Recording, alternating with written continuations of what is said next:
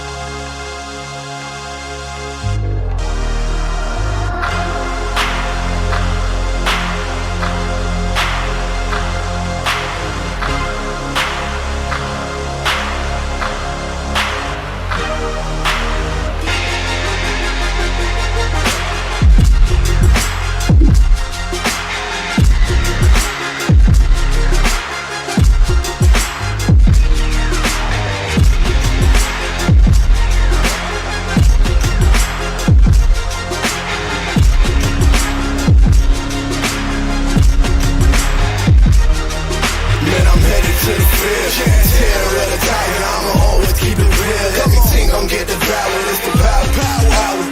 LSU with Carter, it's the power. LSU with Carter, man, I'm headed to the field. Terror of the tiger, I'ma always keep it real. Everything gon' get devoured, it's the power. LSU with Carter, it's the power. LSU with Carter.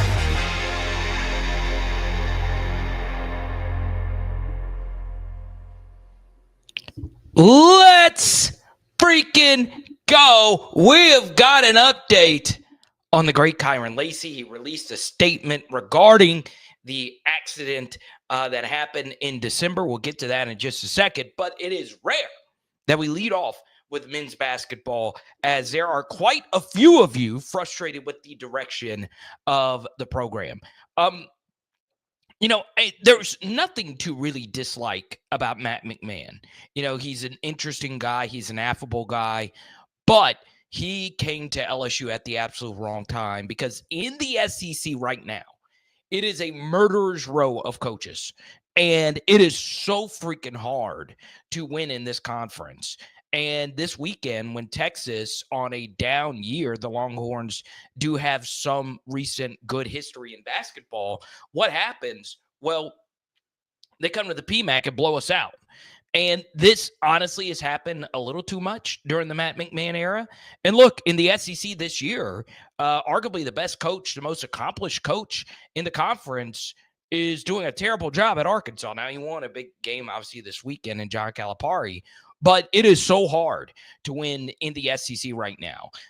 Whether you're looking at a guy like Dennis Gates, who's really talented, all the way up to really accomplished coaches like Rick Barnes, who has a freaking powerhouse this year, it is so hard to win. And you can make a very strong case that the overall coaching talent in SEC basketball is just as good, if not harder, than it is in SEC football. So, I say all of that, but there will more than likely be a change with the LSU men's basketball team going into next season. And it was unacceptable what happened versus Texas, okay? So it's hard to take that in. Obviously, there was so much excitement because of Matt McMahon's connection to Ja Morant, who is an inspiration.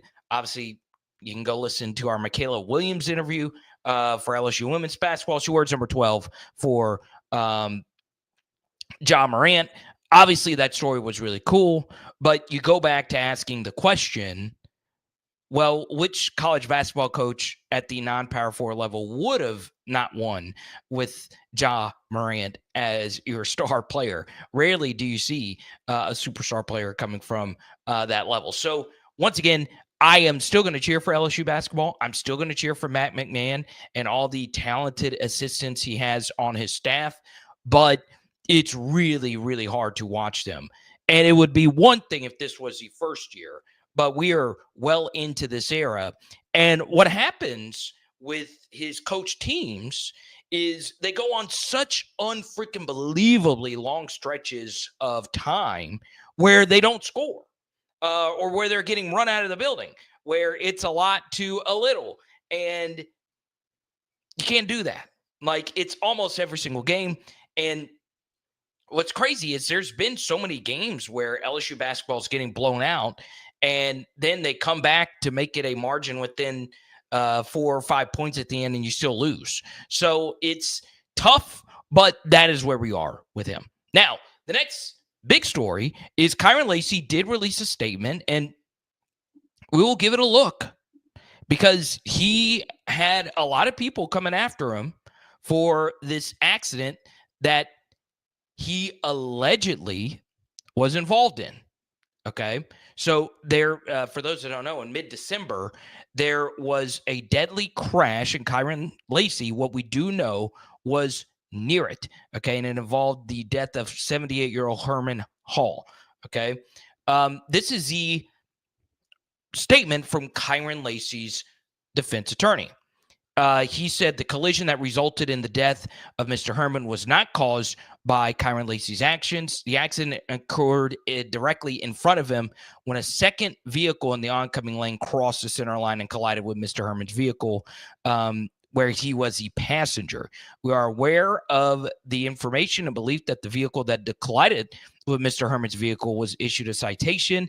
At no time did KYREN LACY's vehicle strike the rear end of Mr. Herman's vehicle, nor did any of the vehicles Mr. LACY passed collided with his. After the collision occurred in front of Mr. LACY, he cautiously went around the vehicles after the passage was safe. All right. They emphasize, it is crucial to emphasize that KYREN LACY did not cause or contribute to the crash. There was no suspicion of alcohol or drug use involved. Furthermore, contrary to some media reports, Mr. LACY never returned to the scene of the accident. Okay. So Mr. LACY's actions following the incident included sharing graduation pictures, engaging in training, and was never intended to minimize the tragedy that occurred. Okay. And KYREN also says he does not believe he's at fault for the accident, and so on and so on. Okay. Mr. LACY turned himself in. He was later released after posting a bail amount of $151,000. And if he is truly innocent, I hope he gets every penny of that return. Okay. As many of you know, I'm a KYREN LACY fan. I own a few of his one-of-one trading cards. I really loved watching him play. I loved watching him, come from a player who was the single most unpopular player on the team because of all the drops. And I felt, everybody criticized him for it.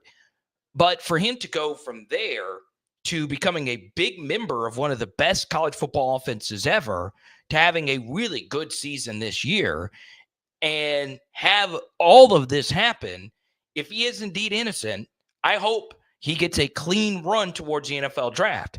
Now, there is a lot of catching up to do when it comes to his NFL draft stock because this is a loaded wide receiver draft class. Why? Because every single wide receiver draft class is loaded. There's never a shortage of great wide receivers in the NFL draft, and this last season was no different. So, I wish KYREN nothing but the best. Some of KYREN's inner circle does watch this channel, and I hope he bounces back from this and we get to a resolution in all of this. Now, once again, that was his statement. We don't know all the details regarding this. There's not been an independent investigative report done on this by anybody in the media just yet, and we'll see what happens next.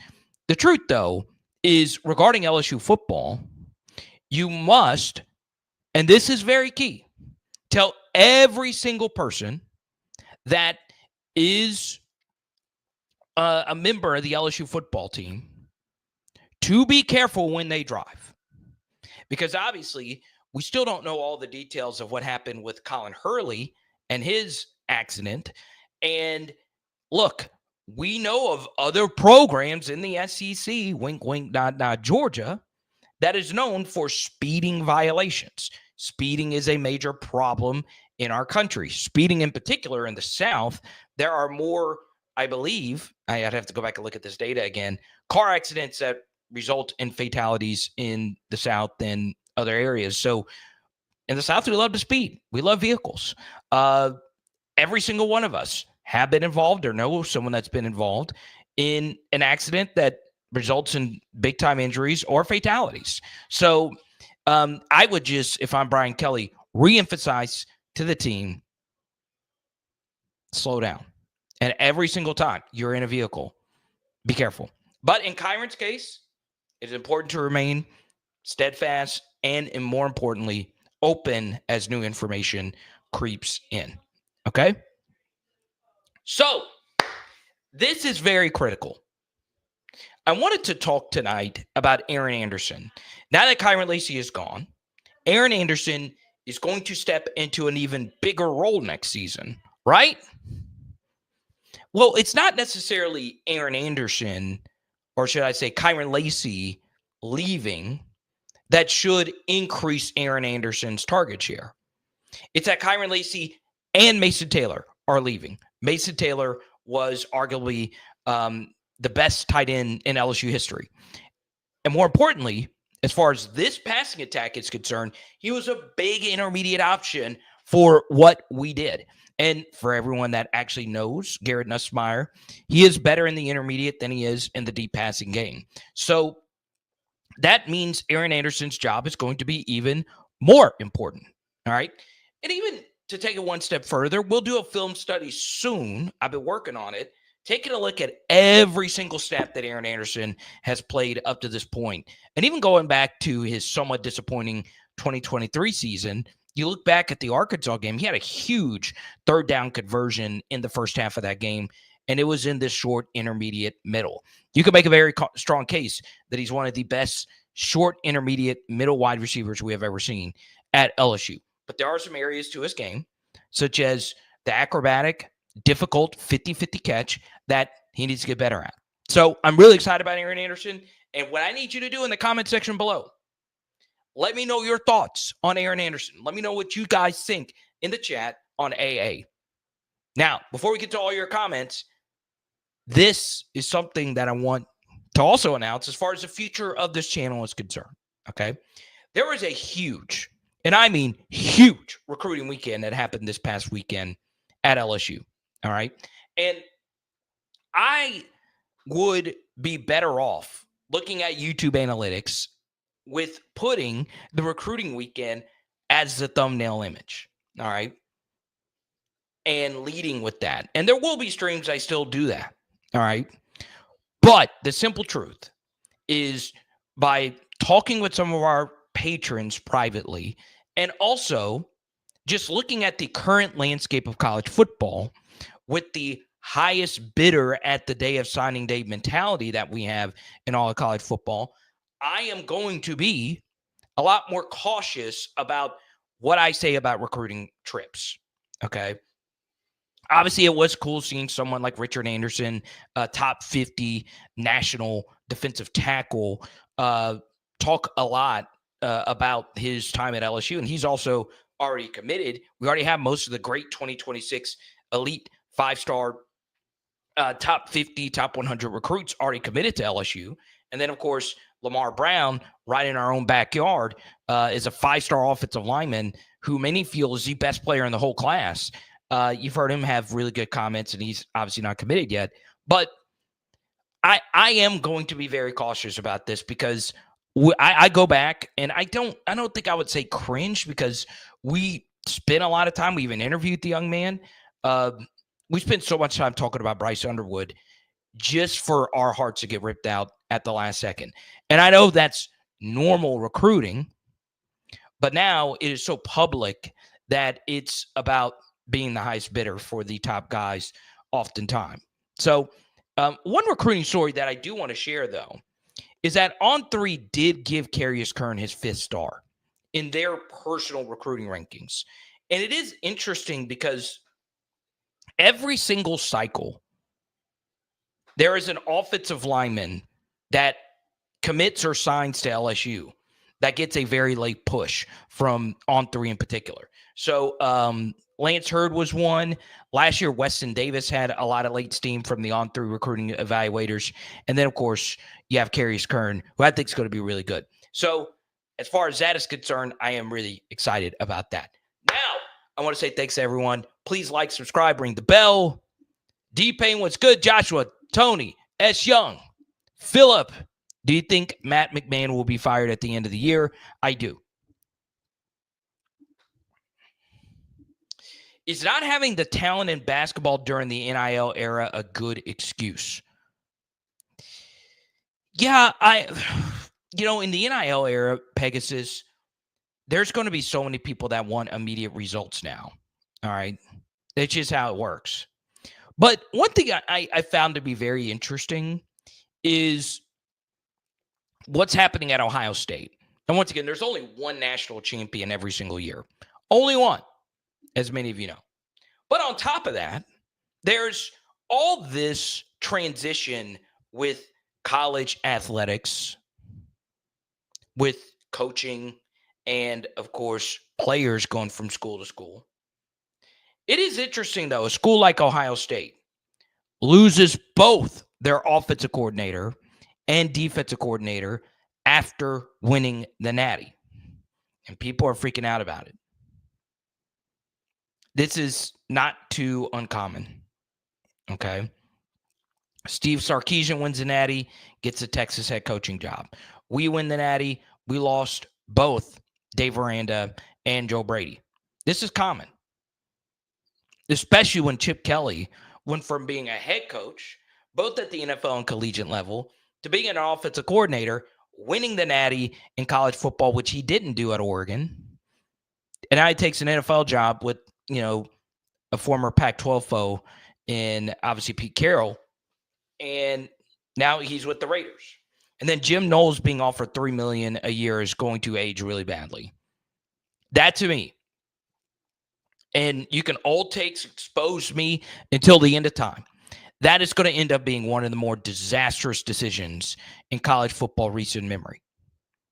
Okay?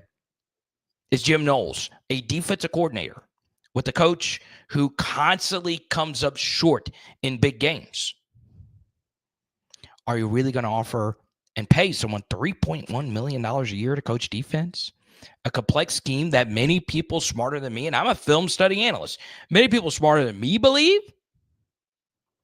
is a complex scheme that doesn't oftentimes result in immediate success. Okay?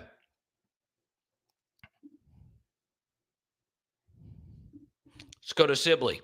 No excuses for basketball. Coach Mack can't judge player quality, but you can't judge a coach until he has good players. He is not a fluid coach. With NIL revenue, would you put the money on LSU football and baseball and let basketball struggle? This is a very good question from Sibley because, I speak frequently to two different NIL people. One that oversees NIL and another who works in that industry. All right. In fact, one of my buddies bought, so let's say the Arkansas Razorbacks. So I want to shout him out. He watches the show from now. Again, my buddy Jake, my father-in-law passed. He is a big Arkansas Razorback fan. My father-in-law, and he also loved barbecue. There's a barbecue place called Wright's where you could buy, this barbecue package. They send it to you, and they send the money to Arkansas Razorback Athletics. And it's crazy, right? And, if there's a barbecue joint in Baton Rouge, I would love to partner with you and help you raise more money for our NIL as well. But that's just a genius way of doing it. And, with all these different ways people are doing NIL, whether it's Bayou Traditions or whatever, one thing that is brought up, where is the transparency with the money that you're giving? The funny thing is when you do these donations, you could specify where you want the money to go. So that's where it gets interesting. But the way I understand it, and simply I know you understand it. I know you understand it well at two different universities. Okay. When you are dealing with such big money being passed around,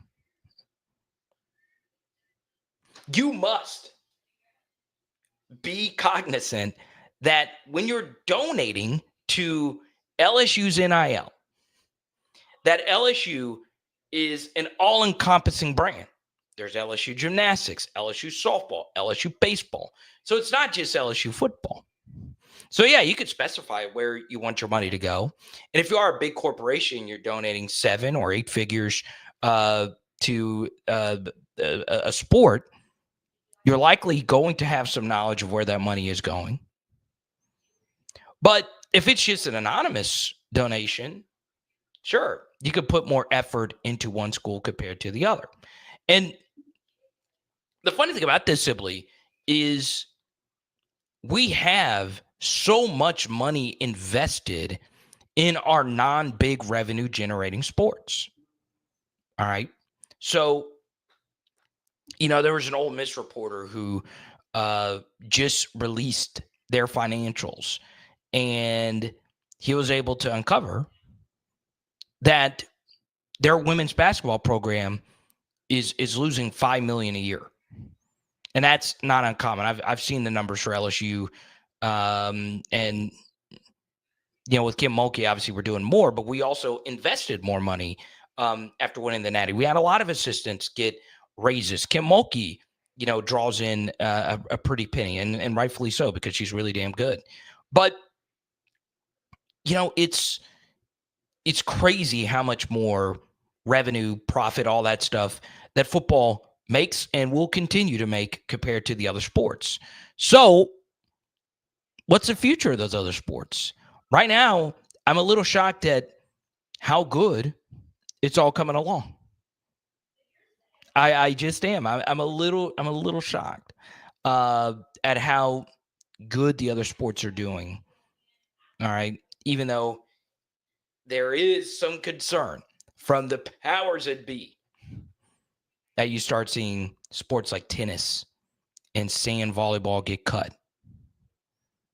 Okay.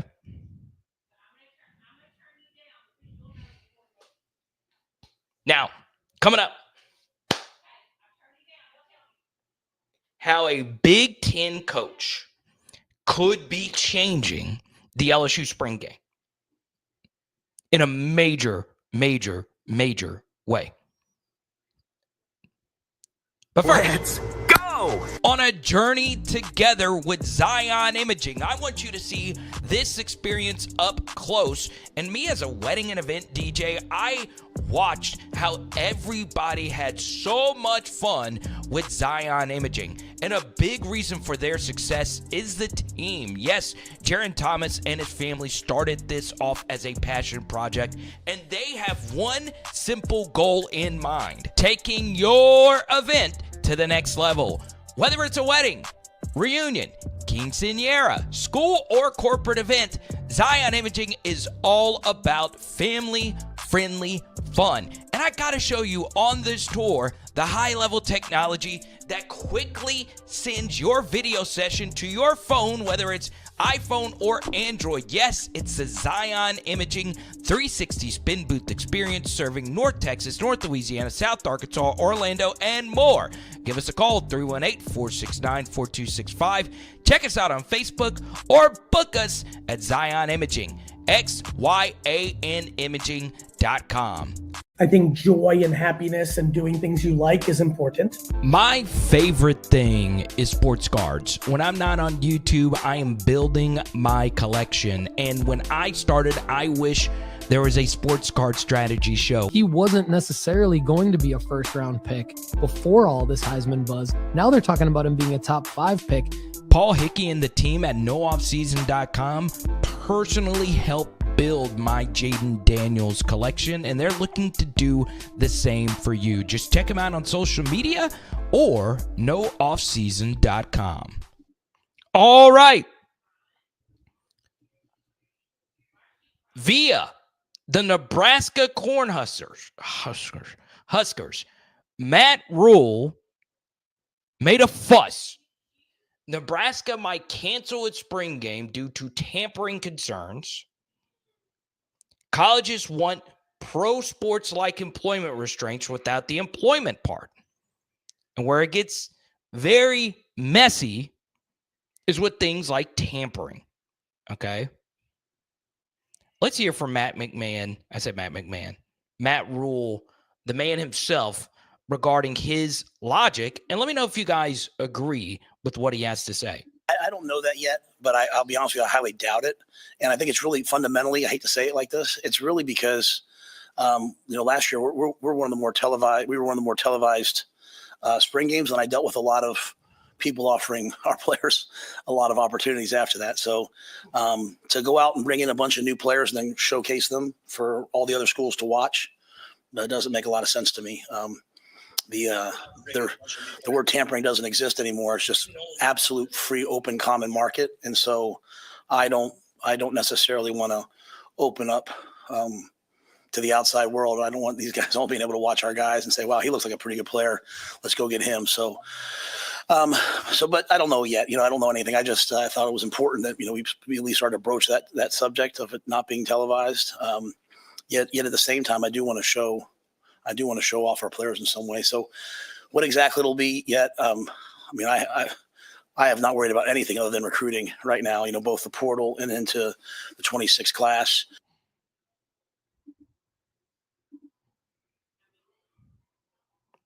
Spring games. Does this affect Brian Kelly in our spring game on April 12th? Does this affect spring games in general? Now, I have said repeatedly that an inter-squad scrimmage does not make sense for a spring game. I do not like the current iteration of the spring game, and I feel you should play another opponent. But if you're out there and you think tampering and poaching and all those things can happen, then I understand Matt Rule. I really, really, really do understand it. One game can reset your market. One game. I've seen it happen at other schools. I saw it happen with Arkansas. I saw it happen with Tennessee.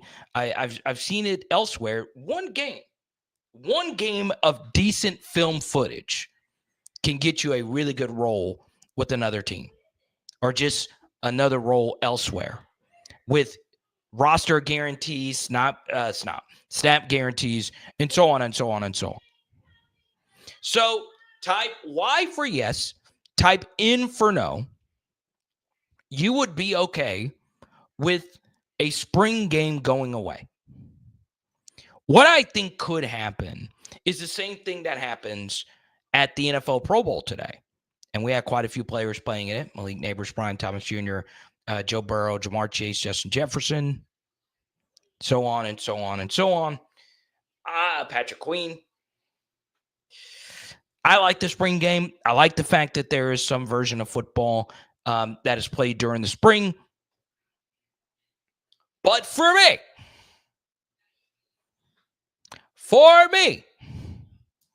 I understand Matt Rule's concern. I really, really, really do. Do I think coaches can be a little overzealous about teams taking their plays and there being too much access and so on? Sure.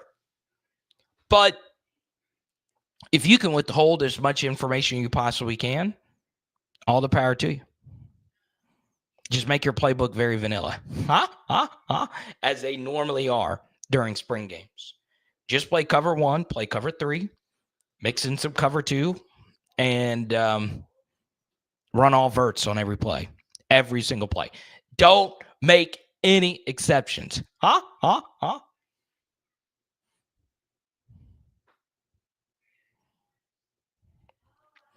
Matt says, I don't have anything against women's sports. He just wants all the money to be spent on men's basketball, football, and baseball.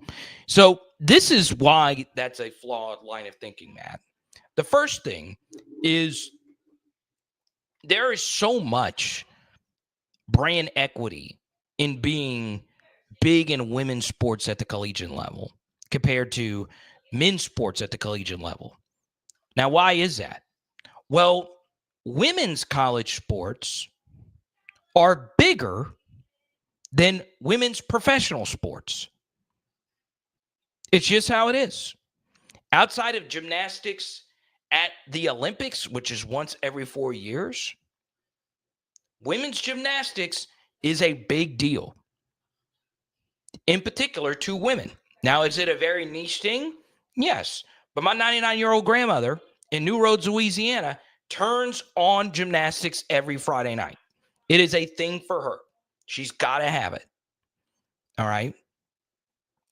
So recently, as you guys know, I have a lot of family. I say family. I have a lot of friends that live in Arkansas. LSU played a gym meet in Arkansas, and I had some friends take their little girls, and instead of taking photos with the Arkansas gymnastics girls, which they did, they waited in long lines to take photos with Livy Dunn after the meet, wearing Arkansas gear. Do you know how much money Livy Dunn has probably made at LSU? A lot. You may not think so. Okay. So I'm not just saying that to be equality or whatever, but there is a lot of value in Kim Mulkey and all of that. And it's not just about men's collegiate sports. And I'm not getting paid to say that. I'm not trying to. It's just the truth. Okay. And then if you were to say, all right, and a lot of people have Matt's opinion. Hey, I just want to use all the money and put it towards football, baseball, and basketball, the sports that most people do indeed care about. Well, let's just say a good chunk of my viewers are just football viewers. All right. Like I said at the beginning, when I put Matt McMahon on the thumbnail, people get confused because I am an LSU football channel. All right. But I like to do videos on Kim Mulkey. We did a post game on LSU versus South Carolina. I love Michaela Williams and Flage and Anissa the Beast Morrow. I love that team. I do. But a good chunk of my viewers are just football fans. All right. I don't cover baseball every day. That's why, I promote my guy Blake Ruffino all the time. He does baseball every day. Matthew Musso's a friend of mine. He does baseball every single day. I don't do it every single day. You guys come here for LSU football. So, Matt, if you were to say, well, I just want my money to go to those three sports, well, football could come in and say, no, I just want football to go to us because we're making all the money. We're making so much more money than all the other schools. So then that gets you into the slippery slope of where we are now, as simply pointed out a minute ago, Title IX. There was an expectation that 70% of revenue was going to, or of money was going to go to men's sports, 30% to the women. I mean, it changed from school to school. So there you go. And Matt, if I misread your quote, I'm sorry, but there are quite a few people that have sent me this, right? I had a message from a very successful business owner in South Louisiana. And he said, Carter, if I donate, how do I know it's going to football? And, I explained the Bayou Traditions stuff. So there you go. Let's go to Carvis. He says, Will Wade could coach and recruit. Yeah, Will Wade's just a really good coach, and Matt McMahon is not. I think it's safe to say that now. Or Matt McMahon is not a good coach at LSU. All right. But maybe Will Wade has his sights set on bigger jobs than ours. But he's never coming back to LSU, at least for now. You never say never, though, right? You have seen controversial coaches return back to their initial roots in the SEC plenty of times before, okay? What I would also say, though, the biggest thing, and I don't know why, I've always gotten good information on North Carolina. I don't have a gazillion North Carolina sources, but I've always said this, and this has been reiterated for quite some time. And I made this point years ago when Clemson and Florida State were being rumored to go to the SEC. That's not who ESPN wants in the SEC. They want North Carolina in the SEC. They do. Okay. And as days go by, I still think that's going to happen at some point. North Carolina in the Southeastern Conference. All right. But the biggest job opening in college basketball is about to be open. as Hubert Davis is about to get fired at North Carolina. He made it to the finals. I grew up watching his analysis on ESPN, watched him in the NBA some. And he's about to get canned. So the best job, North Carolina basketball, maybe in all of college sports, is about to open up. Okay? I'm about to tell you who's going to take that job. And it is an SEC coach. I believe the next head coach of the Tar Heels will be Nate Oates. All right? I believe so. Mark it down. Now, I don't think I'm not an insider per se, but I think that's going to happen. And that would be good for us because Oates would be out the SEC because the dude is probably, out of all the coaches in the SEC, definitely in the prime of his career. Definitely. Okay. But I do think the next coach of the North Carolina Tar Heels will be Nate Oates. Could I see them running it back with Hubert Davis? I could. Okay. Now, I will say, when watching LSU men's basketball last night, shout out to you, Trades Green. I saw you with that mini hook shot in the paint. And after that, I was like, I can't watch anymore. Of course, I'm going to definitely show a little bit more support to the football Tigers that also, cross over and play basketball as well. Okay? Next thing. My goodness gracious. My buddy AYS Sports had that viral Twitter clip about something playing Texas and Oklahoma in baseball. I have a neighbor who's a big college baseball fan, and he was saying Texas A&M's a team to beat. I want to say this about college baseball. I do think college football, I don't know how much more room for growth is there in college football. I just don't know how much bigger it can get.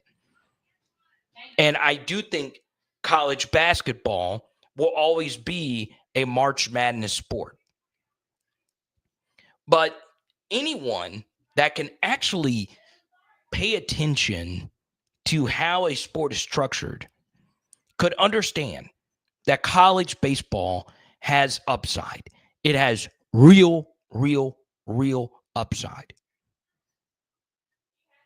I am very bullish on the future of college baseball.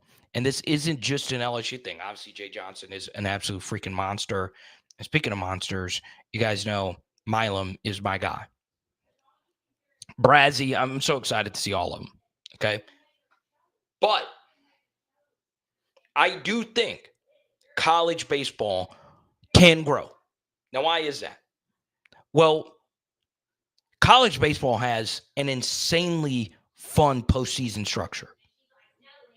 College baseball games also feel like in conference that they mean a lot. Like college series played at home venues feel like they're everything. And the postseason games are played in those same venues. Right? So being a regional, super regional, that stuff means a lot.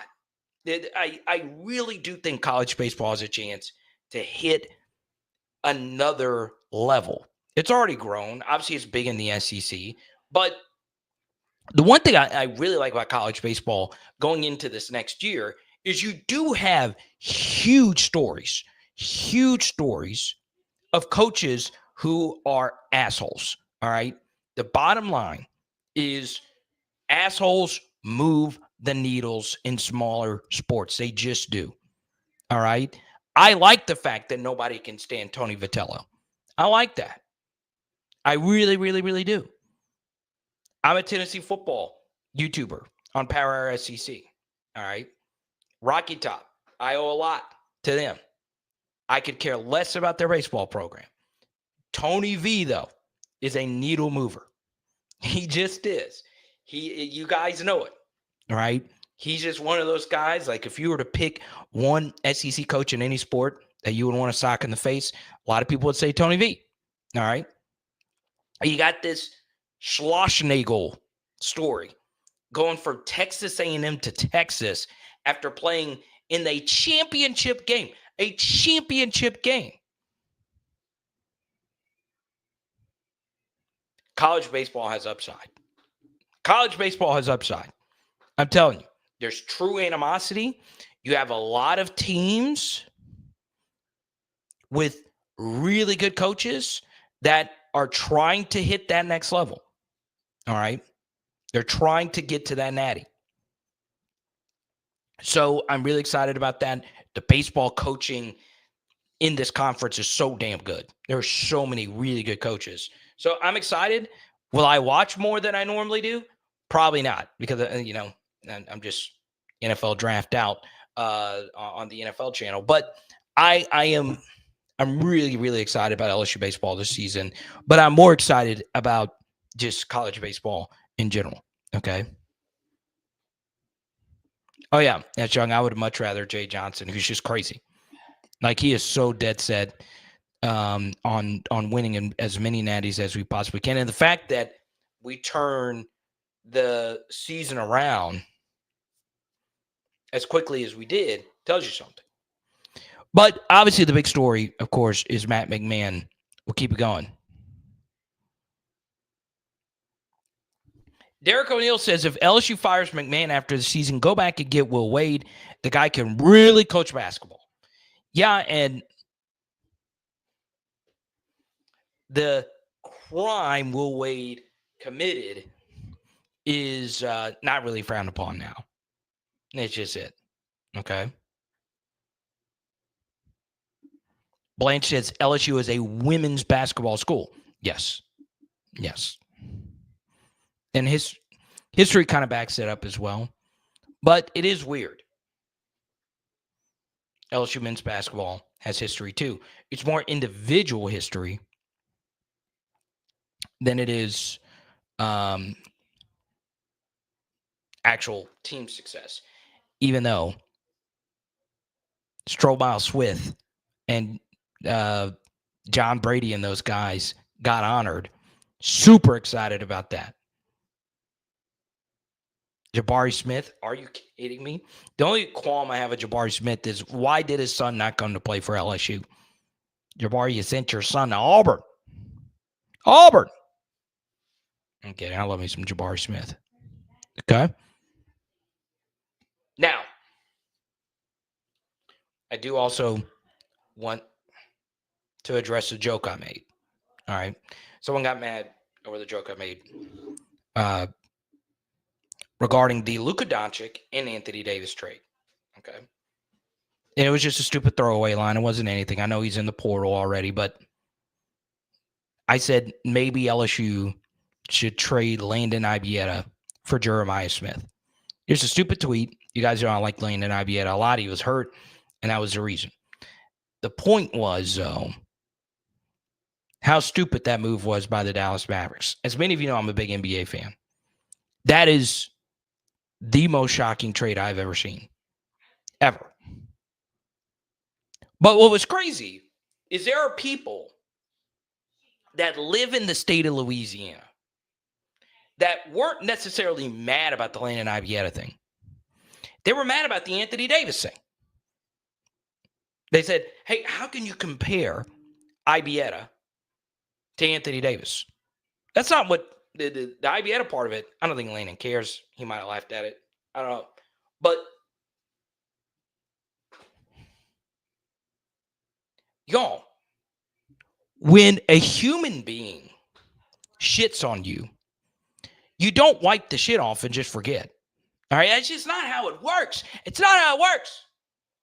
Anthony Davis, to an organization that drafted him, gave him a life-changing amount of money, could not bid his farewell to New Orleans. Still never has. And I'm supposed to care? Really? Now, of course, I care about him as a human being, as does everyone.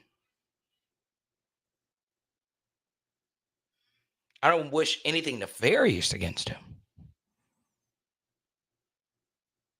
But it's kind of like when people were patting Elias Ricks on the back when he went from LSU to Alabama. If you transfer to Oregon, no big deal. Best of luck to you. Anthony Davis went to the Lakers. Anthony Davis didn't bid farewell. He wore a "That's All, Folks" shirt.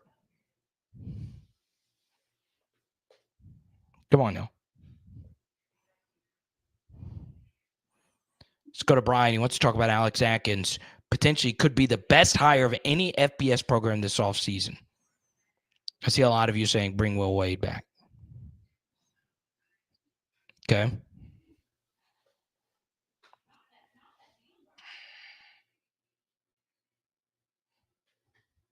I don't know. Am I excited about it? Yes. Do I want to go as far as saying this was the best hire in all of FBS? That's a lot. Do I think it'll help, though? Yes. Because our offensive line wasn't really that good. And the fact that you bring in a guy that many people consider to be an offensive line guru to go alongside our offensive line coach and Brad Davis, I think goes a long way. So I'm really excited about that. All right.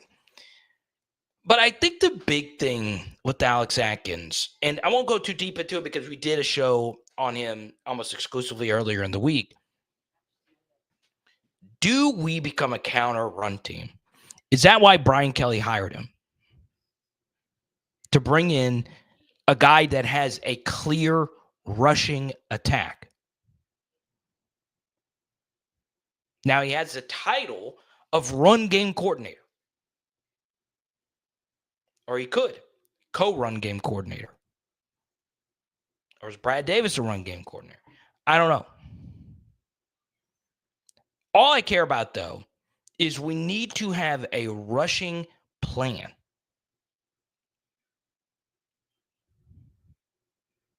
And we were so gung-ho about running the football this past season where our whole team was just Garrett Nussmeier, go win us a game. That's what a good chunk of it was. But the no rushing plan. And obviously college football is more complicated than high school football. But at any level of football, there needs to be a staple play that you have in the run game that you can count on and that you could play action out of and do different things out of. And we just didn't have that. All right. We just didn't have it. So I understand wanting LSU's run game to be better. I think every single person wants that. But how do we make it better? If LSU were to ask me, what is the one thing you would recommend as an outsider looking in? It would be find that scheme, that thing that you're known for. All right. Now I understand people do not want the Les Miles days back of straight power. I totally understand that. I don't want that either. But that was our play. That was it. When push came to shove, that was our play. And that play won us some football games. All right. Was it an effective play? No, but that was our identity. And that buzzword is used quite a bit. We need it. All right. Now, here's what we're going to do. In the next 5 to 10 minutes, I'm going to answer as many questions as we possibly can. If you super chat, we'll keep it going. Friendly reminder, the big game is this week, and I will be in New Orleans this next week on Radio Row midweek, and I'm really excited about that. So I don't know what our live stream schedule is going to look like. I'm going to be doing a few things with my Believe Saints show. As the Saints are looking for their new head coach, I'll be releasing a new episode regarding that tomorrow. And we will see how this actually plans out for the Saints. It's looking more and more by the day that Kellen Moore is going to be the guy. But I can also see Kellen Moore saying, I don't want to go to the Saints with Derek Carr in a messy situation. So, look, It is what it is at this point as far as the Saints head coaching job is concerned. But I will be in New Orleans doing stuff for that, Power Hour NFL and Power Hour LSU. Okay? Let's go to Pegasus. How does the run game coordinator and pass game coordinator, how does that work? Do they suggest what to do with Sloan or what? All right. I'll give you some insight on that.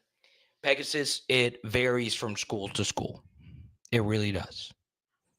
And this is one of the hardest things to recognize when it comes to judging this position coach or this coach or whatever.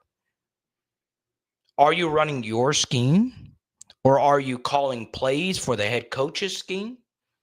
Does your OC just run everything and the assistant coaches just coach your position groups? It honestly does vary from team to team. A lot of times player rotation is decided by the position coach, but the actual scheme is all decided by the OC with some input from the head coach. Now, as far as a run game coordinator, what run plays are being run and all of that, the success of those things oftentimes comes down to who your coordinator is on offense or defense. Because now on offense and defense, there are run and pass game coordinators. You'll see quite a few assistant DB coaches be passing game coordinators. Part of that is to have a sexier title, because a sexier title gives, more of a reason for me to give you a raise, or it makes you sound better on your resume. That's part of it as well. Okay.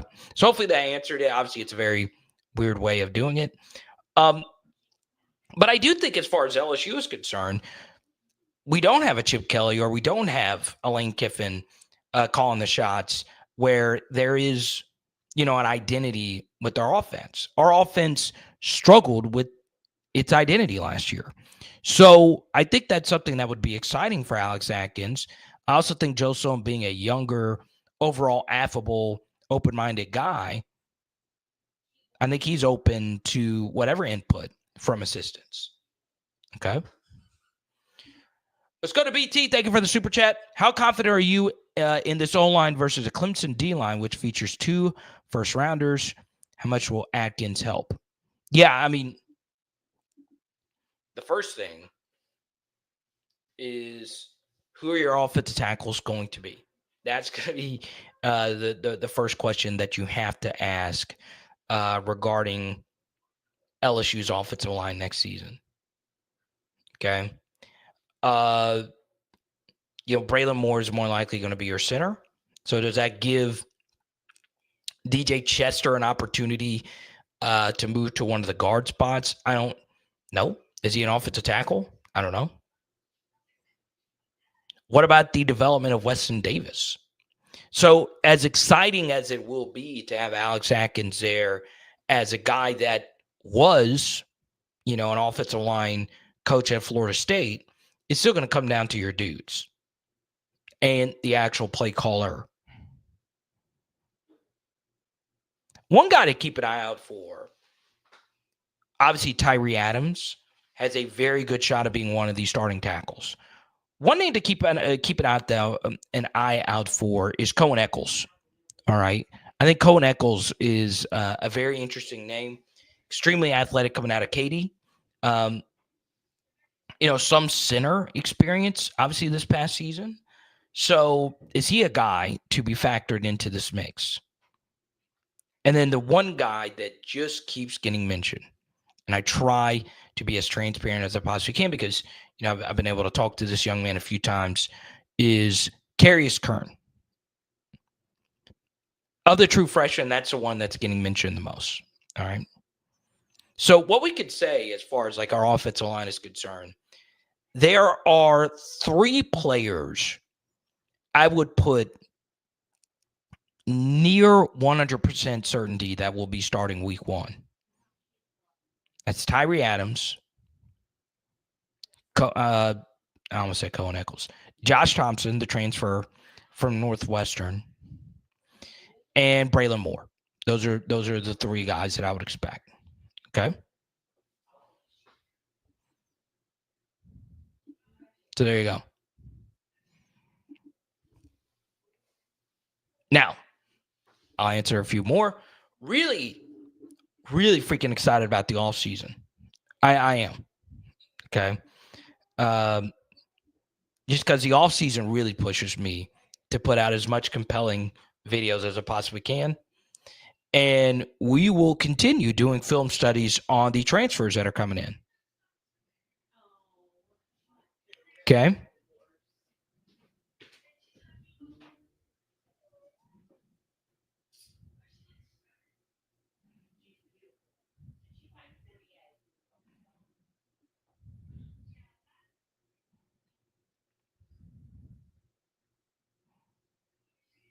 Let's see.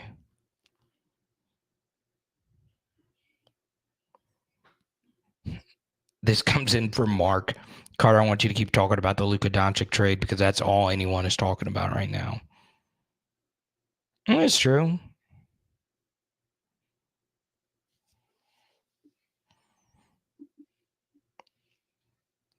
I don't think there's an LSU equivalent, though, of that. I really, really, really don't. I think because there's no trades in college sports. I do think, though, it would be something like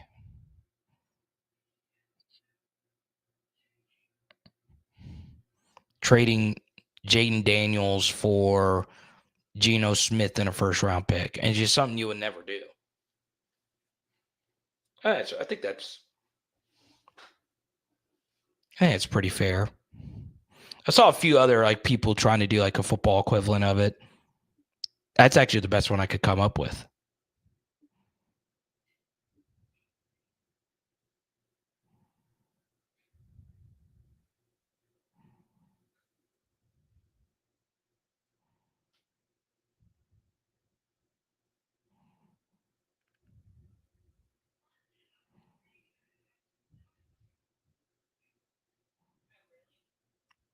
Let's see.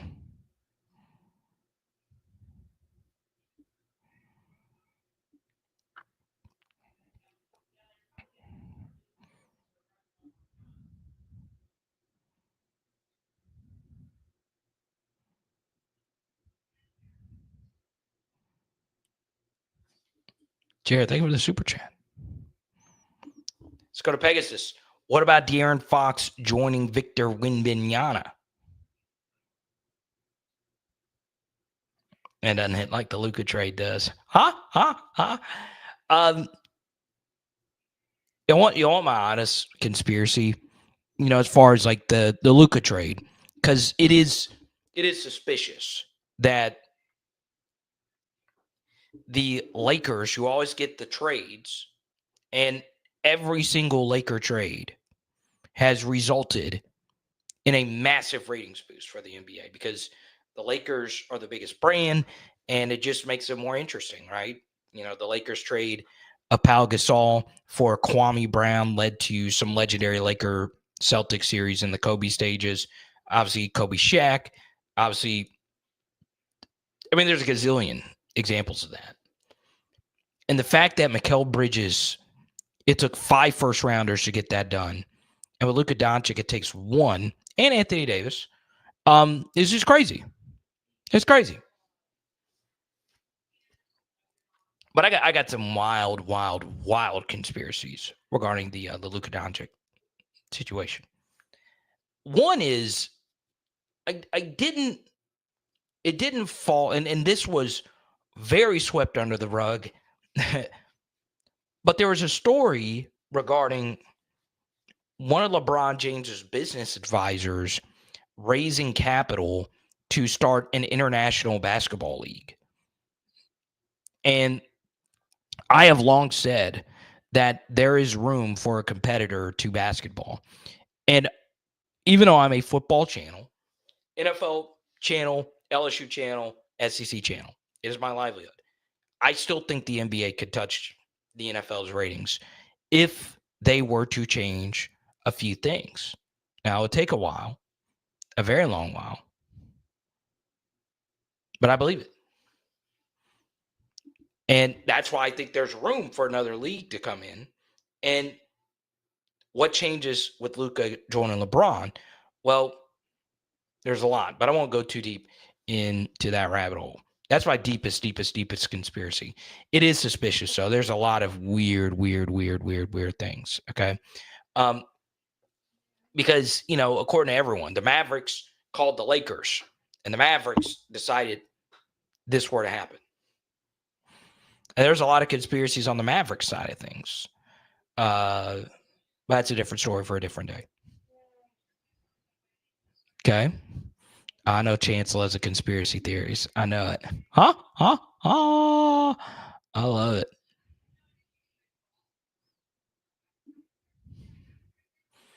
Sibley says, I think LSU is one of the few teams that return their quarterback. That is unfortunately not true. There's actually quite a few teams that LSU plays next season that returns their QB. Arkansas returns their QB. Florida returns their QB. South Carolina returns their quarterback. Clemson returns their quarterback. And I'm just going over teams that are on our schedule. All right. So you also look at Tennessee. Tennessee returns their quarterback. It's going to be a tough year.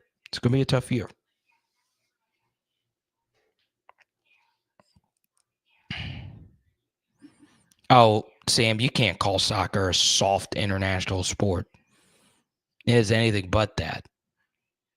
Anybody that, says, hey, the NBA needs this, but soccer needs this, I guarantee it.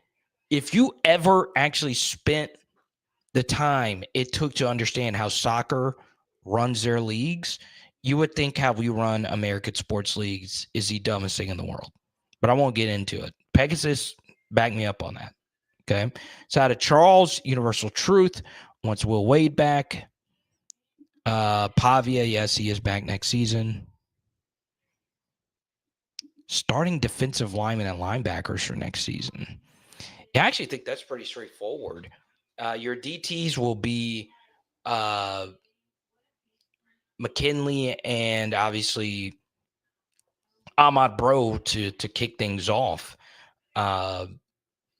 But Jacoby and Guillory, how healthy is he?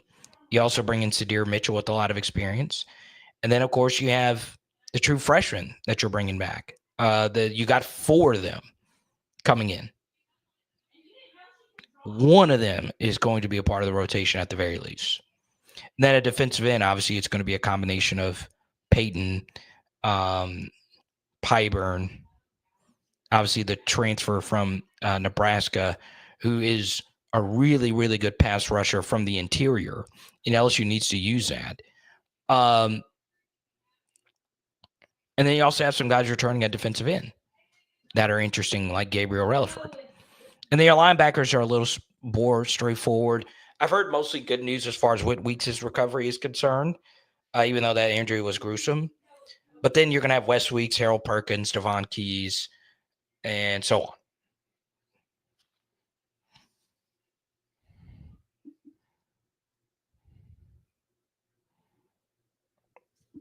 Sam, okay. Say, I guarantee it, Sam. You would think the exact opposite. You would think the NFL is soft with how soccer runs their leagues.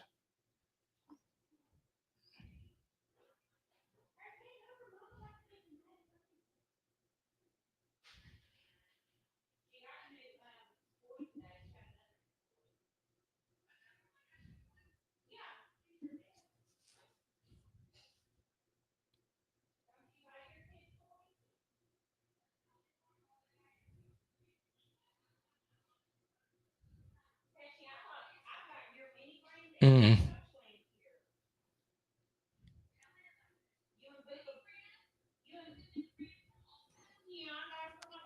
Let's see. I'm getting a lot of Facebook messages regarding Will Wade coming back. Sure, I'm fine with that. How does LSU's defense match up with Clemson's offense? Bad. There's just no other way around it. Because last year our live streams became so defensive tackle focused because of the Dominic Williams storyline. But, it's going to be the same thing, but with the LSU secondary. Now, we do have Mansour Delane, who's going to be good for us next year. And then, of course, you have some other pieces that are fun and interesting. All right. Obviously, Tamarcus Cooley is generating a lot of buzz. And then, of course, DJ Pickett. But Clemson has really good young receivers that were freshmen last year. And Kay Klubnik is good. He's good. He's got a somewhat outside shot of being a top 10 draft pick in the next draft cycle. So he's interesting, to say the least. All right. He was the number 1 ranked quarterback coming out. And going into next year, he will have quite a bit of starters experience with Clemson. He's good. He's good. Is he an elite thrower? No. Is he an elite runner? No, but he's very, very good at both.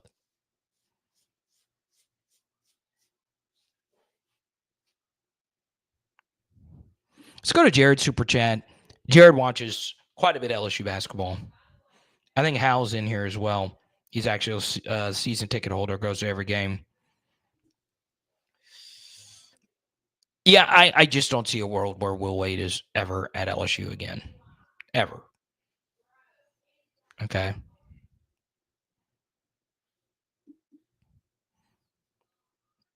Like, we can get into the ethics of how everything went down. But the wiretap and the wife being on the checks or whatever it was, it's just crazy. It's just crazy.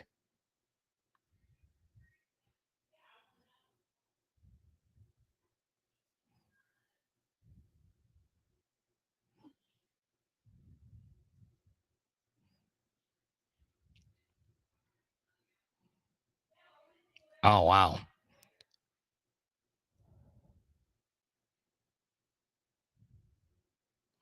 This is interesting.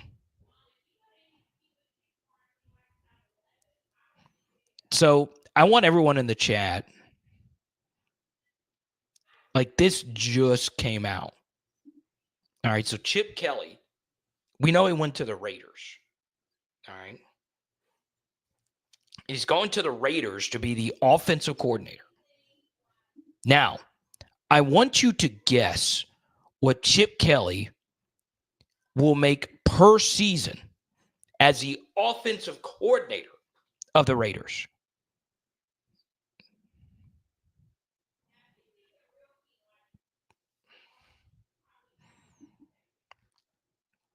Klubnik, yeah, I could see that. It's pretty similar. Graham says $3 million a year.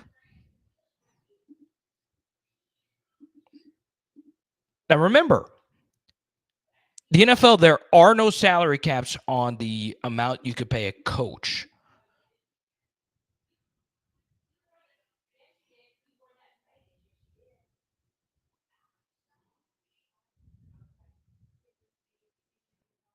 Okay.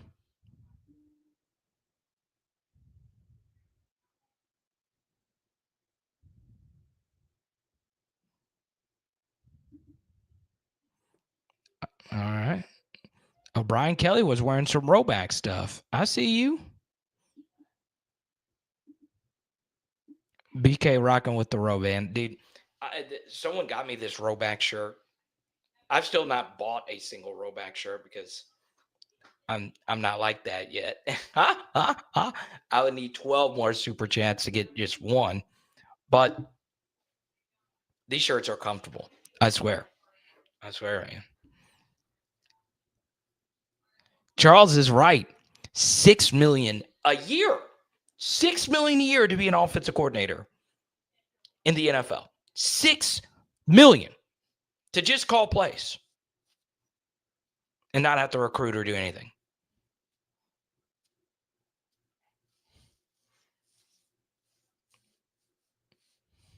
Now you don't have a quarterback.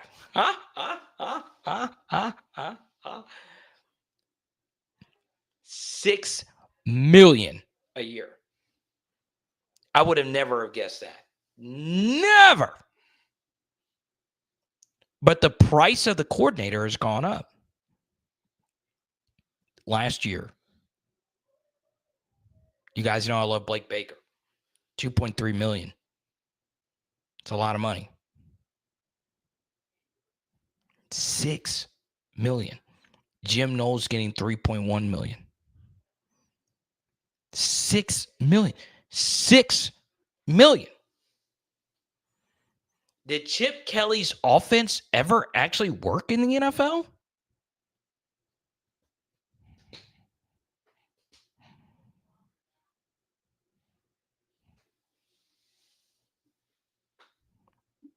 Corey says, how about Jack Besh? Really excited about Jack Besh. I actually have Jack Besh's autographed helmet over here. And obviously, I'm very pro Jack Besh, him being a former guest. And by the way, even though he did transfer, well, he transferred because Kayshawn came back for a second, and Brian Thomas Jr. and Malik Neighbors were there. You probably would have transferred too. Yeah, I'm really excited about Jack Besh. Love his family, love Jack, and everything he's been through. Obviously, it's a great, great, great story. But I do want to talk about a player who actually finished his career at LSU, who had a very good day at the Senior Bowl, and was voted MVP of his position. That was Miles Frazier. Now, did Emory Jones and Garrett Dellinger have tough Senior Bowls? Yeah. Well, in particular, Emory Jones did. Now, I will say in the actual game, Garrett Dellinger did some good things. And obviously, Emory Jones playing tackle. I'm shocked he still hadn't really repped that guard. But I wasn't there at all the Senior Bowl practices. And this is a very good year of defensive linemen in the NFL draft. Okay. But shout out to you. Another guy that also generated some buzz from the actual game itself was Savion Jones. He had a very big pass rush as a 3-tech in a race car package. So there you go. But shout out to Jack Besh. But more importantly, shout out to Miles Frazier. Now, the last Senior Bowl player we'll talk about is one that is not really a shock to me having success. And that, of course, was Mason Taylor. No real shock there. You know, that's pretty self-explanatory that he was going to move up draft boards. Now, here's the problem with Mason Taylor. It is a good tight end draft. And the NFL is a copycat league. So I do think tight ends will move up draft boards. So you take a look at Mason Taylor. Where can he go? Obviously, I want to be biased and think he could be a day 2 pick. Don't think he's going to go day 1. Tyler Warren is like the clear-cut tight end 1 out of Penn State. Then you have the receiving tight end in Harold Fanon. But the tight end position's actually pretty deep. The Arroyo kid out of Miami is very interesting. Colston Loveland is who many have as a tight end 3 out of Michigan. You have Gunnar Helm. Shout out to the Texas Longhorns, John Sibley Butler. And then, yeah, Mason Taylor. He's kind of in that mix with all those other tight ends. As you can see, I've gotten deeper into the NFL draft with Power Hour NFL. Objectively speaking, do I think Mason Taylor is better than those guys? I think he's about where those guys are. The most interesting tight end is one out of Syracuse, Arondé Gadsden, who's just a freak. But Mason will get drafted probably in the 2nd or 3rd round. 4th round, I feel, at the absolute lowest. NFL teams love genetics, so there you go. And they also love those 3 letters, LSU. So we'll see what happens with old Mason Taylor.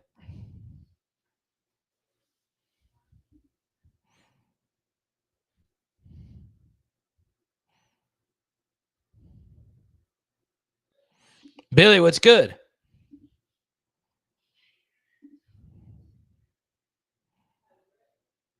Everybody's been calling Jack Best Puka Nakua. It's crazy.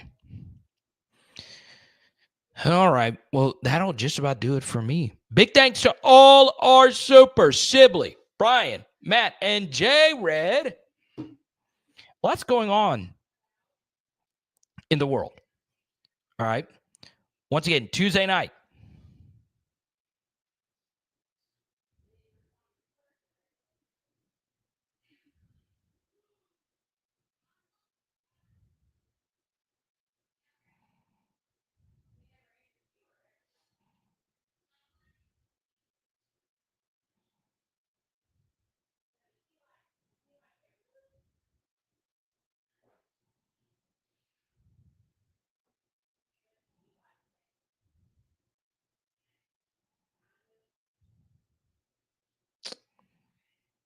Let's see. I'm trying to think for Tuesday night. We'll do some kind of live stream. But I will be in New Orleans. I'm traveling to New Orleans on Tuesday for the Super Bowl. And who knows? We might be able to do a show on Wednesday from the Super Bowl. So we'll see you there. If you want to connect with me in New Orleans, hit me up. It is Power Hour LSU. Boom! And tonight, we're doing meatballs with paneer.